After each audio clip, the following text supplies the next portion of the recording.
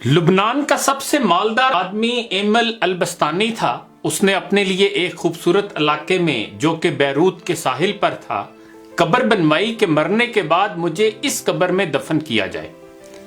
اس کے پاس اپنا ذاتی جہاز تھا اور جب دھماکہ ہوا تو وہ جہاز سمیت سمندر میں ڈوب گیا۔ لاکھوں ڈالر خرچ کرنے کے بعد اس کے جہاز کا پتہ تو چل گیا لیکن لاش نہیں ملی جسے اس قبر میں دفن کیا جائے جو اس نے اپنے لیے بنوائی تھی۔ برطانیہ کا ایک بہت زیادہ مالدار آدمی ایک یہودی روت تشلر تھا۔ وہ اتنا دولت مند تھا کہ کبھی کبھی حکومت اس سے قرض لیتی تھی۔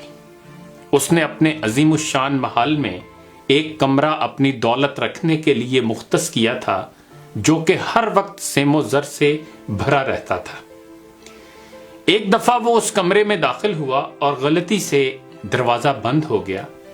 دروازہ صرف باہر سے کھل سکتا تھا، اندر سے نہیں۔ اس نے زور زور سے چیخو پکار شروع کی لیکن محل بڑا ہونے کی وجہ سے کوئی اس کی آواز نہ سن سکا۔ اس کی عادت تھی کہ وہ کبھی کبھی بغیر کسی کو بتائے کئی ہفتے گھر سے غائب رہتا تھا۔ جب وہ کسی کو نظر نہ آیا تو گھر والوں نے سوچا کہ حسب عادت کہیں چلا گیا ہوگا۔ وہ برابر چیختا رہا یہاں تک کہ اسے سخت بھوک اور پیاس لگی۔ اس نے اپنی انگلی کو زخمی کیا اور کمرے کی دیوار پر لکھا، دنیا کا سب سے مالدار آدمی بھوک اور پیاس سے مر رہا ہے۔ اس کی لاش کئی ہفتے بعد دریافت ہوئی۔ یہ پیغام ہے ان لوگوں کے لیے جو سمجھتے ہیں کہ مال و دولت ہی ہر مشکل کا حل ہے اور دنیا کی ہر ضرورت اس سے پوری کی جا سکتی ہے۔ دنیا سے جانا ایک بڑا حادثہ ہے لیکن ہم نہیں جانتے کہ کب، کیسے اور کہاں جانا ہے۔ انسان سفر پر جاتا ہے اور پھر واپس آتا ہے، گھر سے باہر جاتا ہے اور پھر لوٹ آتا ہے، لیکن جب دم نکل جائے تو پھر کوئی لوٹ نہیں سکتا۔ مبارکباد کے قابل ہیں وہ لوگ جو کسی پر ظلم نہیں کرتے، نہ کسی سے نفرت کرتے ہیں، نہ کسی کا دل توڑتے ہیں اور نہ اپنے آپ کو کسی سے برتر سمجھتے ہیں، اس لیے کہ سب کو جانا ہے۔ ایک آدمی ٹیکسی میں بیٹھا تو دیکھا کہ ڈرائیور قرآن سن رہا ہے۔ اس نے پوچھا، کیا کوئی آدمی مر گیا ہے؟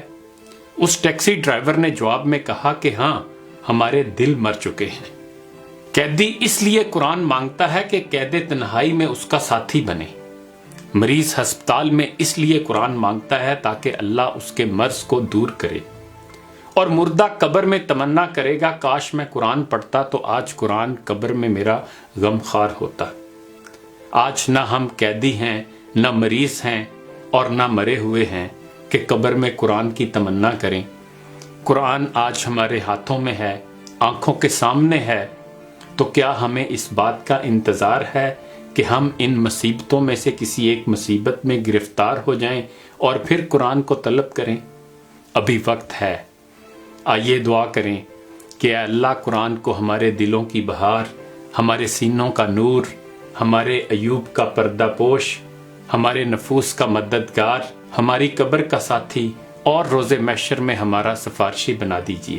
اے اللہ ہمیں قرآن کے حقوق ادا کرنے کی توفیق عطا فرما دیجئے۔ اقبال نے بھی ہمیں جھنجھوڑنے کی کوشش کی تھی، زمیں کیا آسماں بھی تیری کجبینی پہ روتا ہے، غضب ہے سطر قرآن کو چلیپا کر دیا تو نے، زباں سے گر کیا توحید کا دعویٰ تو کیا حاصل، بنایا ہے بت پندار کو اپنا خدا تو نے۔